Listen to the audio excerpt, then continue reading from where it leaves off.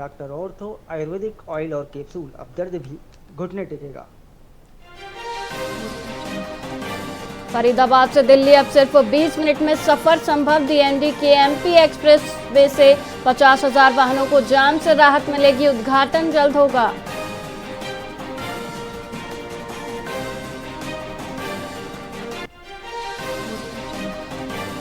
हरियाणा में 590 करोड़ घोटाले के बाद बड़ा फैसला। सरकारी फंड निवेश नियम बदले। 3 बैंकों की एम्प्लीमेंट रद्द। एफडी रिन्यूअल पर रोक लगी।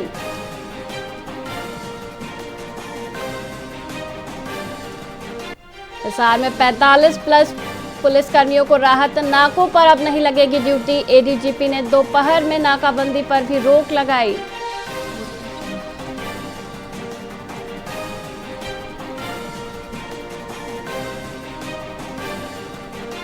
रोहतक में कांग्रेस का जोरदार विरोध प्रदर्शन। पेट्रोल डीजल महंगाई और नीट पेपर लीक मामले को लेकर सरकार पर साधा निशाना।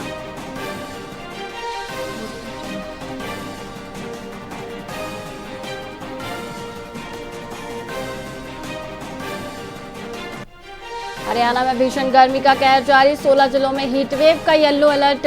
तापमान 46.2 डिग्री पहुंचा। लोगों को सतर्क रहने की सलाह।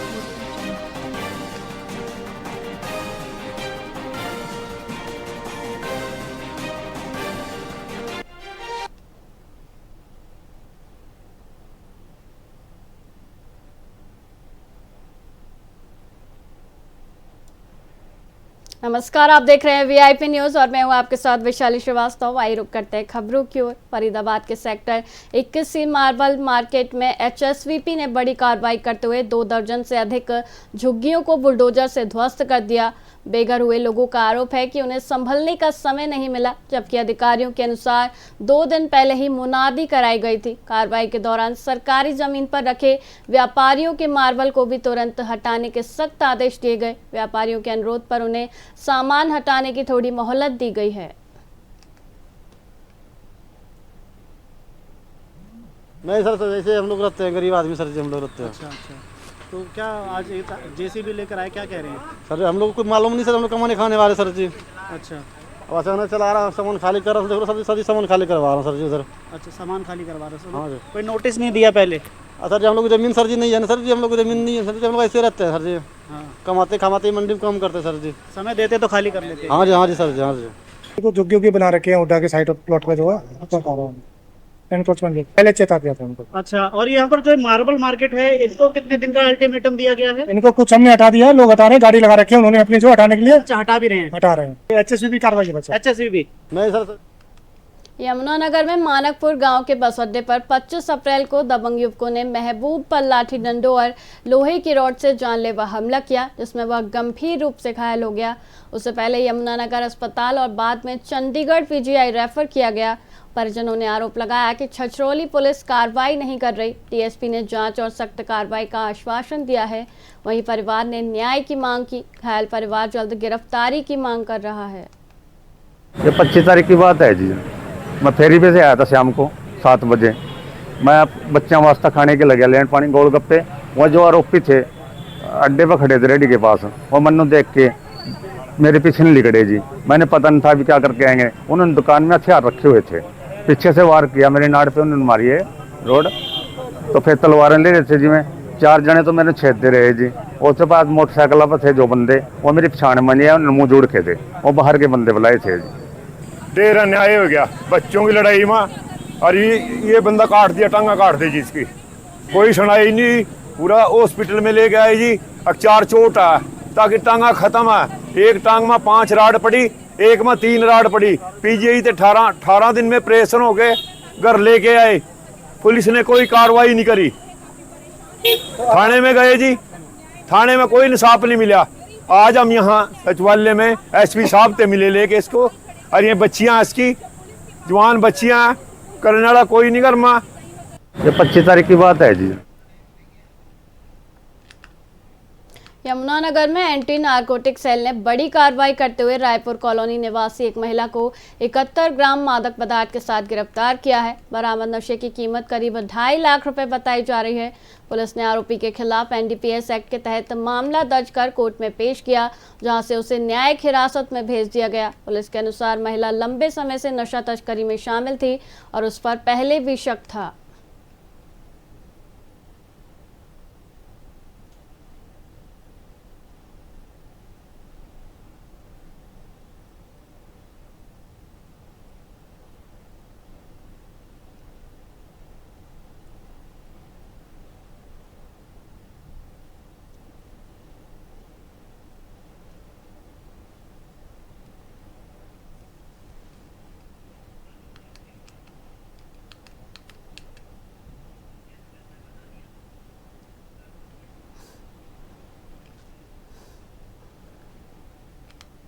आपको बता दें, यमुनानगर में एंटी नारकोटिक सेल ने बड़ी कार्रवाई की। रायपुर कॉलोनी निवासी एक महिला को मादक पदार्थ के साथ गिरफ्तार किया गया। करीब बरामद नशे की कीमत 2.5 लाख रुपए बताई जा रही है। पुलिस ने आरोपी के खिलाफ एनडीपीएस एक्ट के तहत मामला दर्ज कर लिया है, जहां से महिला को हिरासत में भेज दिया गया है।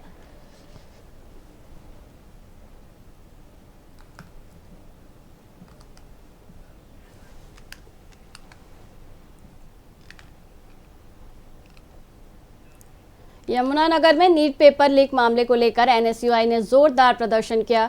प्रदेश अध्यक्ष की अगुवाई में कार्यकर्ताओं ने जगाधरी अनाज मंडी गेट से जिला सचिवालय तक रोष मार्च निकाला और केंद्र सरकार के खिलाफ नारेबाजी की। वहीं प्रदर्शनकारियों ने एनटीए को भंग करने, शिक्षा मंत्री के इस्तीफे, पीड़ित छात्रों को मुआवजा देने और प्रधानमंत्री से माफी की मांग की। एनएसयूआई ने मामले की जांच सुप्रीम कोर्ट के रिटायर्ड जज से कराने की मांग की। भाजपा की सरकार ने, तानाशाही सरकार ने लगातार छात्रों के साथ, छात्रों के भविष्य के साथ, मैं मानता हूं ये पेपर लीक की घटना सिर्फ पेपर लीक तक सीमित नहीं है। इन्होंने एक छात्रों का भविष्य बेचा है और भविष्य उन लोगों को बेचा है जो इस बीजेपी सरकार के उद्योगपति हैं, इस बीजेपी सरकार के बड़े नेता हैं। इस बात से तो एक बात जाहिर होती है कि कोई मिडिल क्लास फैमिली का बच्चा पढ़ लिख कर कोई फायदा नहीं है, मेहनत कर कोई फायदा नहीं है। बीजेपी में लिंक बनाओ, गलत काम करो। सबसे पहले तो हमारी मांग है कि एनटीए को बैन किया जाए। दूसरी मांग, धर्मेंद्र प्रधान जी रिजाइन दे। तीसरी मांग, जिन बच्चों ने सुसाइड किया है उनके परिवार को उचित मुआवजा दिया जाए। चौथी मांग, नरेंद्र मोदी जी देश के सामने माफी मांगे कि पेपर लीक हुए उसके लिए जिम्मेवार हुए और आगे से ऐसा ना हो कि छात्रों को और उनके परिवारों को विश्वास दिलाए ताकि वो इस पे विश्वास करें और बच्चे ऐसा कदम ना उठाए जो 6 साथियों ने, जो अभी तक छात्रों जो सुसाइड किए। भाजपा की सरकार ने, तानाशाही सरकार ने लगातार छात्रों के साथ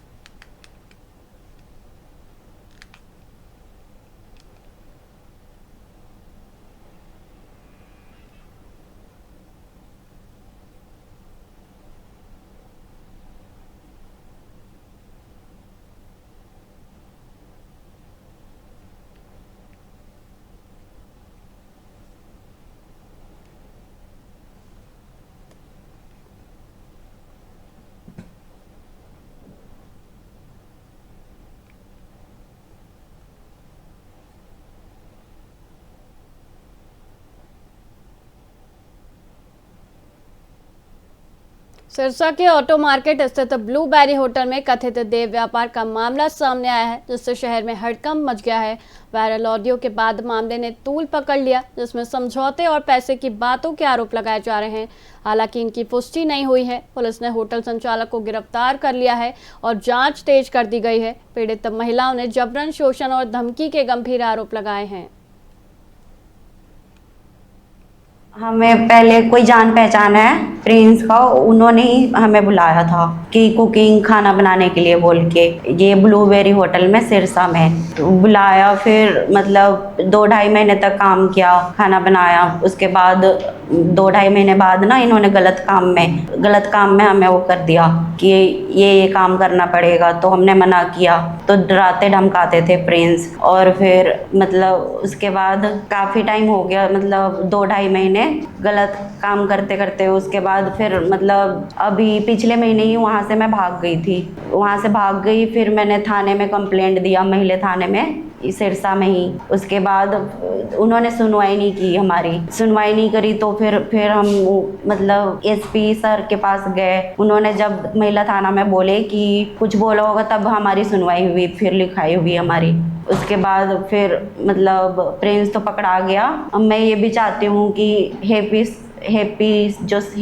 सिंगला है ना, सिंगला है, उसको भी पकड़ा जाए। भी पकड़ा जाए, से हमारी जान को खतरा है। उसकी वजह से भी हमें जो जान उसकी बीबी है उसको भी, और एक और वो जो है अरुण, उसको भी पकड़ा जाए। जे वो नहीं पकड़े गए ना, वो उनकी रिकॉर्डिंग भी है। रिकॉर्डिंग में उन्होंने मतलब इतना गलत बोला है। मतलब पुलिस मतलब महिला थाने की में भी बोला है, महिला थाने के खिलाफ, कि पैसे वैसे के बारे में। हैप्पी सिंगला कहती है कि मैं पंजाब पुलिस में हूँ। हैप्पी सिंगला ये भी बोली है कि मैं पंजाब थाने से हूँ, पहले रह चुकी हूँ काफी। तो तुम गलत हो, तुम्हें ये हमें डराना धमकाना चाहती हैं। मतलब कि बोलती हैं कि हमारे मतलब शोषण हुआ है हमारे साथ। वो कौन होती हैं कि मतलब हमारी पर्ची कटाए, हमारे नाम से पर्ची कटाने वाली। हम चाहते हैं कि वो भी पकड़ी जाएं, मतलब जो भी इनसे मिले हुए हैं वो। हाँ, मैं पंजाब से हूँ। यहाँ पे ननद की लड़कियाँ रहती हैं, तो मैं यहीं मतलब आई थी उनके पास। तो मैं यहाँ काम के सिलसिले में, छोटी बच्ची है मेरी, काम के सिलसिले में मैं काम करने लगी यहाँ पे सफाई का। फिर मेरे को कहते यहीं रुक जा, मतलब मैं वहीं रुक गई थी उनके पास। तो 2 महीने तक मेरे साथ भी मतलब अच्छे से रहे। फिर उनका वही शुरू हो गया, नहीं कहीं बाहर जाने देते थे, नहीं कहीं भी नहीं जाने देते थे। हमने कई बार सोचा, मतलब मन भी बनाया, पर वो ऐसी बातें करने लग गया था कि तुम कहीं नहीं जा सकती, पुलिस वाले मेरी जेब में रहते हैं सब, कहीं भी कुछ जाके सोचते हो ना तुम, यहाँ से सिरसा से बाहर चली जाओगी, कहीं नहीं जा सकती तुम। पहली बार गई थी 13 तारीख को कंप्लेंट देने। तो उन्होंने मतलब मेरे कोई जान पहचान है भाई, उन्होंने भेजा था। तो उस दिन से ही बात हुई, उन्होंने हमारे खिलाफ लड़ने की बोली। फिर उसके बाद अगले दिन सुबह कॉल आया, तो पता चला कि हैप्पी सिंगला प्रिंस की वाइफ की फ्रेंड निकली। तो उन्होंने बोला कि तुम केस वापस ले लो, प्रिंस कुछ नहीं करेगा तुम्हें आज के बाद, ऐसे वैसे बोल के। मैंने पर्ची वर्ची कटवा ली है, तुम्हारे पैसे वैसे ही कम करवा दिए हैं मैंने, ऐसे बोल रही थी। पैसे तो लेने नहीं सर, बस हम चाहते थे कि वो अंदर हो, हम हाँ जी करवाई हो, और हो गई आज। इतना कुछ करवाया उसने हमारे साथ, बहुत परेशान किया। चाहते हैं उसके ऊपर कार्रवाई। सर वो हमेशा यही डराता था कि मतलब हम डरते थे। हाँ जी।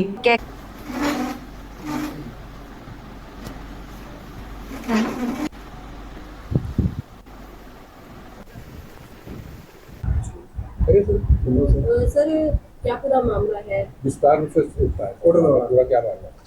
इसमें हमारे पास 2 लड़कियां पेश हुई थी, जिन्होंने बताया कि एक ब्लूबेरी होटल नाम का जो है होटल चल रहा है, और उसमें उनको करीब 1 महीने से वहाँ कैद रखा गया और वैश्यवृत्ति का धंधा करवाया गया, और बार बार उनके साथ रेप किया गया, जिसके चलते हुए इतने जो सीरियस एलिगेशंस थे, जिसके कारण हमने FIR दर्ज कर ली थी। और FIR दर्ज करके हमने उस पर जो प्रिंस है, जो होटल संचालक था, उसको हमने गिरफ्तार भी कर लिया।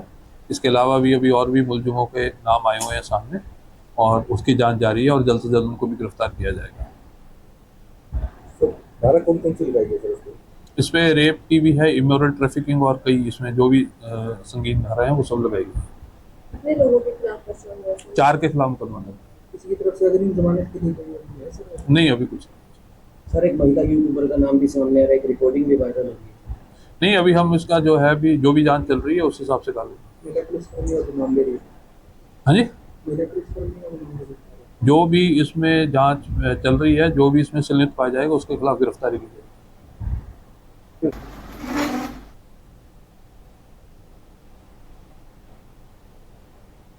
फिलहाल खबरों में इतना ही। मुझे दीजिए इजाजत। देखते रहिए VIP न्यूज़। नमस्कार।